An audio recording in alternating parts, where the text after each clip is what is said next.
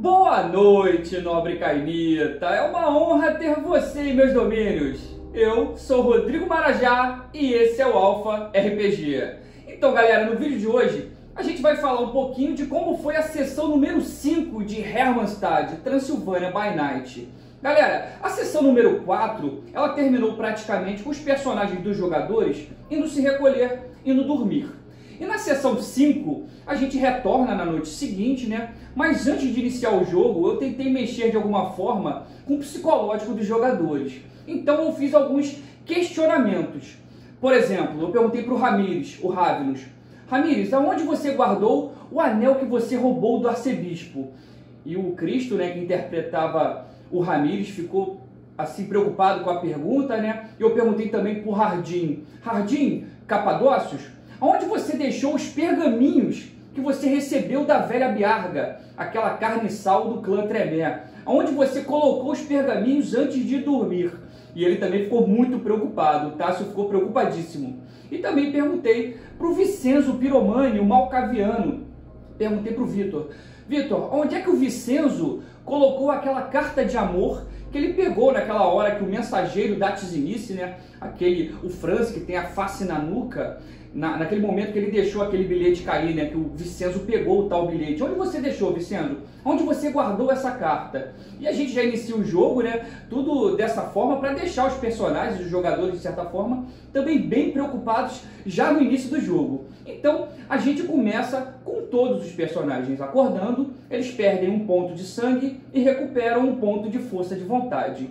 E as primeiras cenas são relativamente curtas. Por exemplo, a gente iniciou com o Vicenzo, o Malcaviano, ele acorda, né? E ele vê naquela lareira do seu quarto os restos da Bíblia que ele queimou na noite anterior. E eu pergunto para o Vicenzo: Vicenzo, como é que você está se sentindo ao ver aquele livro queimado naquela lareira? E o Vicenzo responde: eu estou muito satisfeito. E ele responde com um sorriso de canto de boca, que em poucos segundos se transforma num largo sorriso. Bem legal essa interpretação do Vitor, né, em relação à postura do Vicenzo de ser um iconoclasta, né? Então o Vicenzo ele sobe para a sala principal, né, uma vez que os aposentos eles ficam no subsolo da casa. Então o Vicenzo acorda, né, ele sobe para a sala principal e ele é o primeiro a despertar. E quando ele chega na sala principal, alguém bate a porta.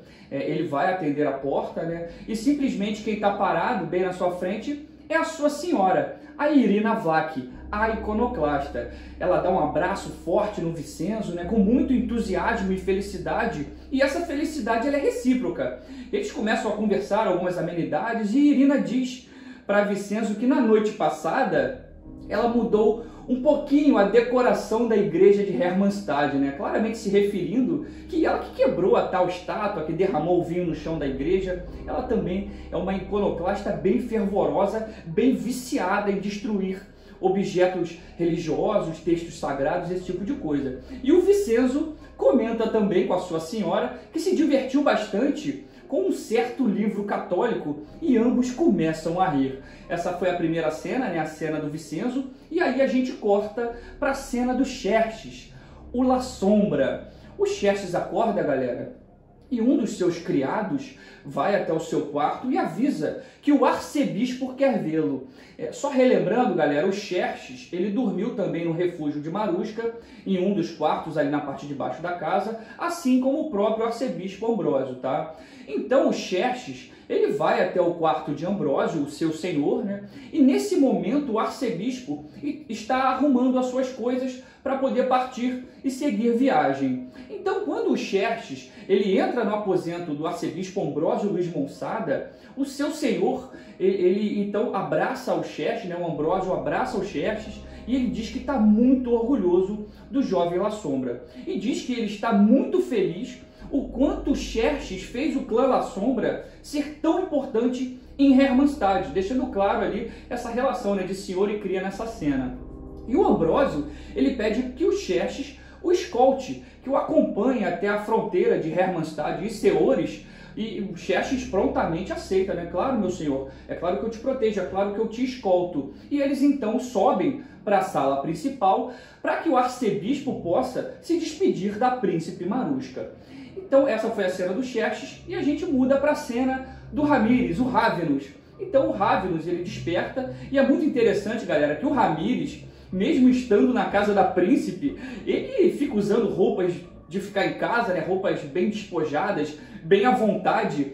O Cristiano, né, que está interpretando o Ramires, ele até descreveu que antes do Ramires ir dormir, ele usou quimerismo no quarto e criou uma ilusão de um quarto maravilhoso, extremamente luxuoso, e acordou na realidade de um quarto simples. Então o Ramires ele sobe até o andar principal, depois ele sobe mais um pouco e vai para o segundo andar da casa e ele abre uma janela no sentido, na intenção, né, de sentir o vento noturno de Hermannstadt em seu rosto. Galera, essa cena, o Cristo me passou em off o que ela ia significar, tá? Os pássaros que voariam, quando ele abrisse a janela, um desses pássaros seria uma ilusão feita com quimerismo. E esse pássaro levaria até Marelli a notícia de que Ramires está bem. Depois disso, depois dessa cena, ele abrindo a janela, o Ramires desce para o segundo andar e vai para a sala principal, onde encontra o Xerxes, o arcebispo, o Vicenzo e a Irina, tá? Essa foi a cena do Ramires. E aí a gente corta e vai para a cena do Hardin, do Capadócios, que acorda na sua casa. Ele não está na casa de Marushka, ele está no seu refúgio, e um de seus lacaios, ele avisa que o Hardin possui duas visitas, uma mulher e um homem. E o Hardin opta por atender primeiramente a mulher.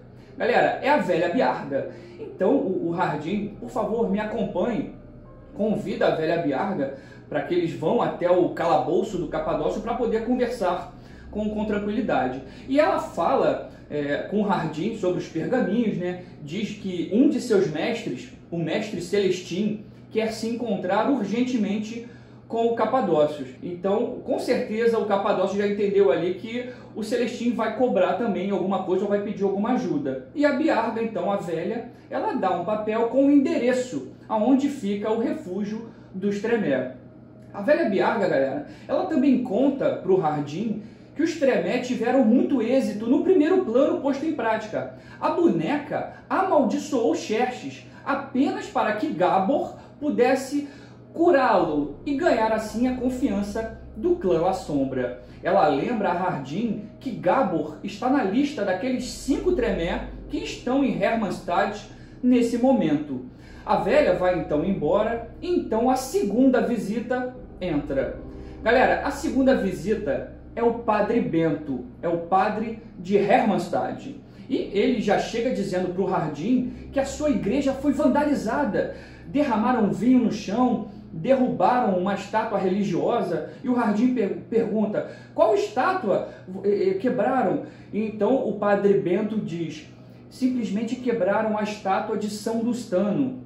Galera, o São Dustano, ele foi um bispo, né, de Londres, com famosa astúcia em derrotar o diabo, e foi canonizado ali em 1029 e é padroeiro dos músicos. O Hardin, então, ele pede para que o Padre Bento se acalme, pois ele estava muito exaltado e muito nervoso. E é nesse momento, galera, que veio a complicação nessa história. É nesse momento que a aventura começou a desgringolar, cara, porque o Hardin, ele disse para o narrador, disse para mim, né, que ia tocar na mão do Padre Bento para acalmá-lo. E nesse momento, galera, foi a primeira vez em todos esses anos que o Hardin tocou o Padre Bento. E no momento que o Capadócios tocou a mão do padre, o Bento percebeu o quanto o Hardin era gelado. O Hardin, então, percebeu, né, que o Padre Bento tomou um susto. Então ele decidiu fingir que estava doente e começou a tossir para disfarçar, né? E aí eu pedi um teste de manipulação mais representação. E simplesmente, galera, o Tássio, que interpreta o Hardin, tirou um erro crítico. Exatamente, ele tirou crítico nessa tentativa de enganar o Padre Bento. Galera, então o padre, a reação do padre foi dizer para ele, não, meu filho, me dê um minuto, eu vou ali na carruagem pegar uma coisa muito importante para lhe mostrar. Então o Padre Bento, ele caminhou até a porta, e quando ele abriu a porta, ele simplesmente saiu correndo, cara. Ele saiu correndo da casa desesperado, fugindo do Jardim. É óbvio que muitos membros da igreja conhecem os mistérios e lendas sobre demônios, espíritos e vampiros. E parece que o toque gélido de Jardim, essa é a fraqueza do clã Capadócio, né, foi suficiente para que o Padre Bento ligasse os pontos. Pele muito pálida, muito fria.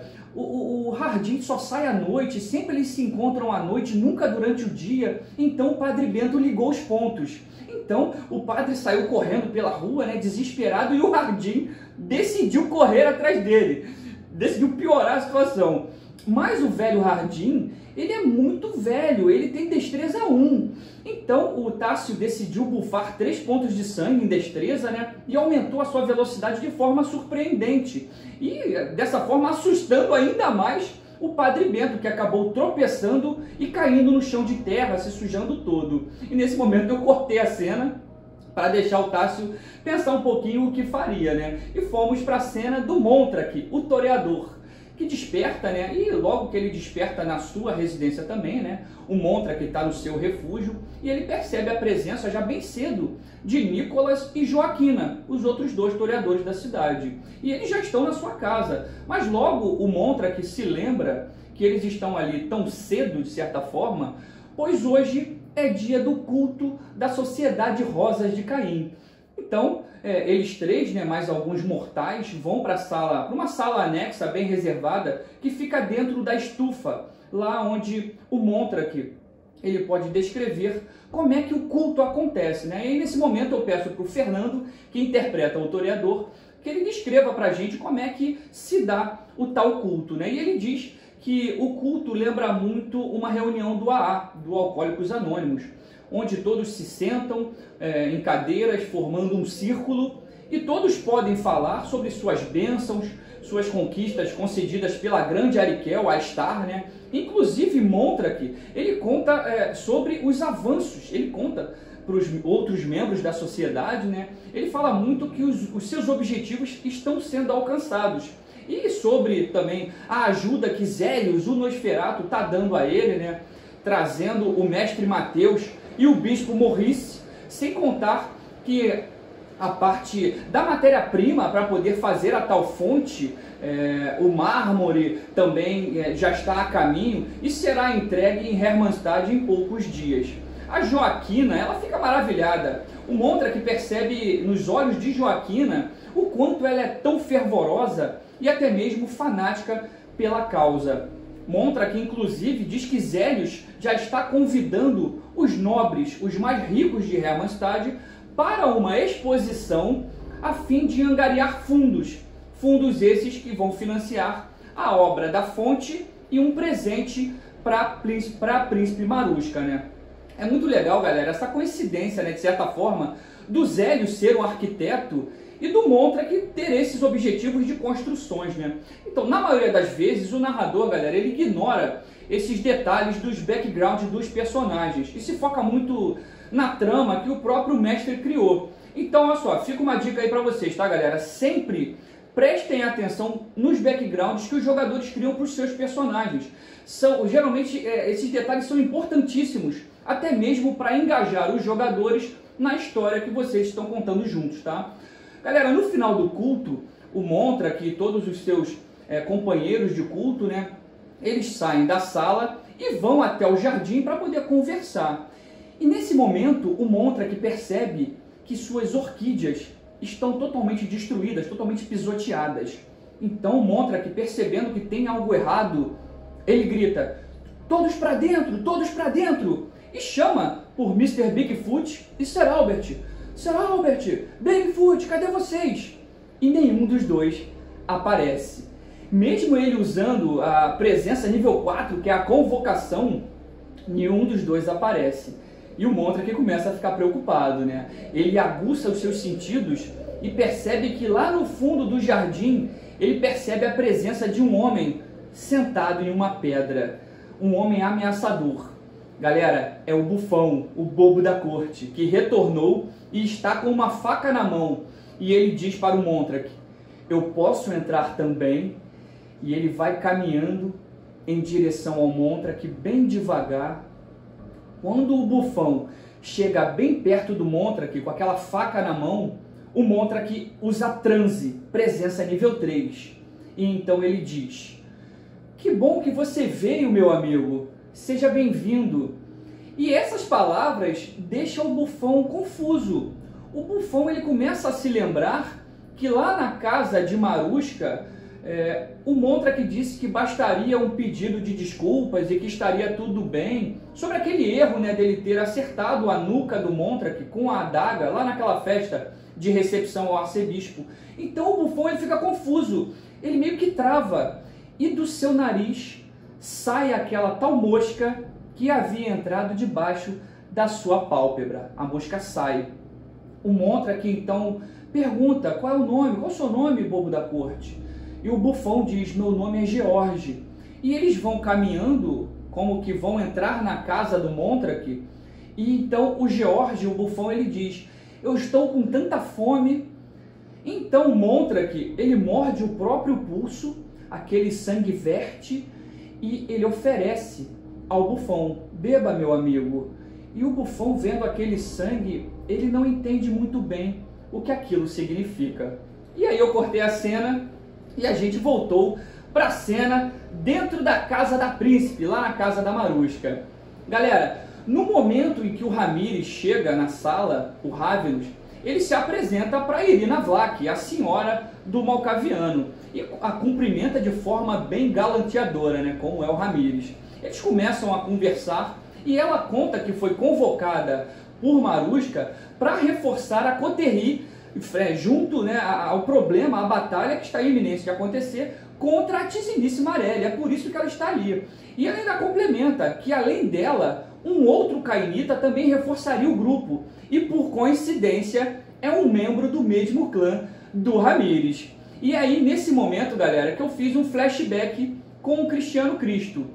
Eu decidi fazer um flashback. Eu pedi que ele falasse pra gente um pouquinho da sua trupe Veritatis, aquela trupe quando o Ramírez ainda era um mortal. E sobre os 4 membros da trupe, como eles eram, né? Eu mostrei para ele uma foto de 4 homens, e o Ramírez falou sobre suas habilidades de entretenimento, como acrobacia, malabarismos, contorcionismo, fábulas, contação de histórias, né? Dança, equilíbrio, encenação, todo esse tipo de coisa, né? E falou também das cidades que eles costumavam se apresentar: Zaragoza, Catalunha, Valência, Sevilha. Tudo isso no improviso, galera. Eu perguntei sobre como era o relacionamento com os outros membros, como foi o último dia do Ramírez, né, na presença deles, no momento que ele foi transformado em vampiro, né? E o Cristo, simplesmente ele começou a inventar tudo ali na hora, muito criativo, bem legal. E o Ramírez contou que chamou a atenção, né, de Mazira Khalid, a vampira que veio a ser a sua senhora, mas mesmo depois de transformado, ele pediu para fazer uma última viagem com os seus amigos, e a senhora dele permitiu, mesmo alertando que o Raveno, recém-criado, que não seria algo bom fazer essa última apresentação, ter contato com esses humanos. De qualquer forma, o Ramírez foi. E naquela noite, pela última vez, ele se apresentou com seus amigos. E após o show, os 4 amigos estavam conversando ao redor de uma fogueira, como sempre faziam, né? Mas dessa vez Ramírez estava diferente. Ele já era um vampiro e ele sentiu dentro de si a sua besta querendo se libertar. A fome, a sede de sangue estava cada vez mais forte. E essa sede fazia com que ele visse os seus amigos apenas como fonte de alimentação, apenas como gado. E naquela noite, infelizmente, o Ramírez não conseguiu se conter. Ele não conseguiu conter a sua besta e acabou atacando e matando um de seus amigos.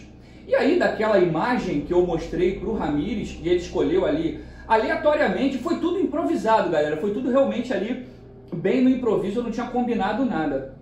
Então o Cristiano Cristo escolheu ali um dos 3 caras, né, para ser o tal amigo que o Ramírez matou, né?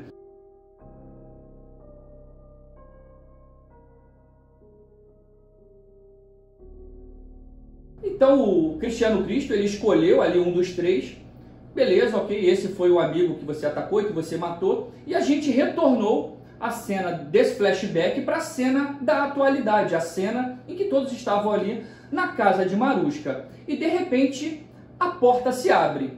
E galera, o tal Ravnus, que é o reforço de Marushka, que Irina Vlach estava mencionando naquele momento, o tal Ravnus finalmente aparece.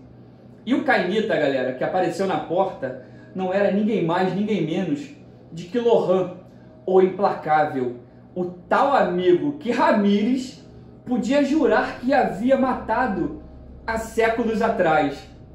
E o tal Ravnus, ele entra, se apresenta como Lohan, o Implacável, mas Ramírez sabe que o seu verdadeiro nome é Isidro Torres. Isidro fica surpreso ao ver Ramírez e vice-versa. Ambos disfarçam, se abraçam de maneira sincera, todos se cumprimentam, né? E Marushka agradece a chegada de Lohan. Todos começam a conversar um pouco e, num certo momento, o arcebispo se despede e diz que precisa ir, pois a sua viagem é muito longa. Ele vai na própria carruagem e Xerxes vai na carruagem dele também, acompanhado por Gabor, que se ofereceu para ir, pois estava muito grato por Xerxes tê-lo ajudado naquele momento de dificuldade que ele estava enfrentando o cão de duas cabeças. Então as duas carruagens partem, a carruagem de Xerxes e a carruagem do arcebispo. A carruagem de Xerxes ela é guiada por Alfred, o seu lacaio. E na hora que as duas carruagens estavam partindo, o Lohan, né, ou Isidro, ele chama pelo arcebispo: arcebispo, 1 minuto! E corre até a carruagem e diz para o arcebispo: Vossa Santidade deixou cair isso no chão, e entrega ao Ambrósio um objeto que parece ser um anel. E essa cena todos viram, Vicenzo, o Ramírez e a Marushka. E o Ramírez fica surpreso, intrigado. E no primeiro momento ele até desconfia que o Ravnus recém-chegado, será que ele acabou de roubar o Ramírez no momento que eles se abraçaram? Mas o Ramírez se mantém tranquilo e a cena segue. As carruagens seguem viagem. Algumas horas depois, quando estavam passando pela parte mais densa da floresta de Hermannstad, os cocheiros freiam as carruagens. Xerxes e Gabor, eles descem para averiguar o que há de errado e pedem que o arcebispo permaneça lá dentro da carruagem. E eles disseram: não, fique tranquilo aí que a gente vai resolver o problema, ver o que está vendo de errado. E ambos veem um homem gemendo e pedindo ajuda. E esse homem está com um machado de guerra, galera, cravado na sua barriga e preso numa árvore. E eles percebem que se retirarem o machado, provavelmente o homem morreria naquela hora. Então o moribundo, ele continua ali gemendo e pedindo ajuda. Por favor, me ajudem, me ajudem. Então eu peço que Xerxes faça um teste de percepção e ele passa. Então o Xerxes, o La Sombra, ele começa a sentir o chão tremer, como se algo pesado estivesse se aproximando. E quando ele se vira, ele vê um cão bizarro, galera, um cão gigantesco vindo correndo na sua direção. Galera, é o Barghest. Eles não sabem, mas essa é a principal criatura criada por Marelli usando vicissitude. Aquele ser bizarro, gigante e bruto, que mais parece um tanque de guerra. Ele tem o tamanho quase de um rinoceronte, realmente é muito forte, são quase 2 toneladas. E ele vem correndo e ataca o Gabor, que não havia notado a sua aproximação. Abocanhando a perna esquerda do Salubre, né, do Tremé, e começa a sacudir o Gabor como se fosse um boneco de pano, quase arrancando-lhe a perna. Realmente a mordida foi muito forte. Ao ver aquela criatura monstruosa, o cocheiro de Ambrósio chicoteia o cavalo da carruagem, né, os cavalos, e na esperança de fugir dali e salvar o arcebispo. Quando o cão, o Barghest, né, aquele cão gigantesco, ele vê a carruagem do Ambrósio fugindo, ele solta a perna do Gabor e começa a perseguir a carruagem do arcebispo. Nesse momento se inicia uma perseguição, galera. Nessa hora o Xerxes ele teve que decidir. Ele ia ajudar o Gabor, que estava ali ferido gravemente pelo cão. Ele tiraria o machado da barriga daquele cara desconhecido que estava ali naquela árvore preso, quase morrendo. ou ele iria atrás do Barghest, que estava perseguindo o seu senhor. Ele teve que decidir o que ele ia escolher fazer, né? E então o Xerxes pensou bastante e ele escolheu a terceira opção. O Xerxes subiu na carruagem e ordenou que seu lacaio, o Alfred, ele fosse atrás do cão e atrás da carruagem de Ambrósio. Então a carruagem também parte em disparada, deixando para trás desacordado o Gábor, deixando ele lá no chão, ferido gravemente. Após uns metros, Xerxes olha para trás, né, no intuito de ver o Gábor ali, de certa forma com pena, né, de ter deixado o seu aliado caído ali no chão à mercê dos perigos da floresta. E no momento que o Xerxes ele olha para trás, ele vê então uma criatura alada, uma criatura vindo voando e aterrissando próximo do Gábor, que está desacordado. Então o Gárgula ele se abaixa, ele pega o Gábor nos braços, levanta voo novamente, como se estivesse resgatando aquele vampiro. E no céu escuro de Hermannstad, aquela criatura alada, aquele Gárgula, ele some, levando o corpo do Gábor. E a gente, galera, termina a sessão com essa cena.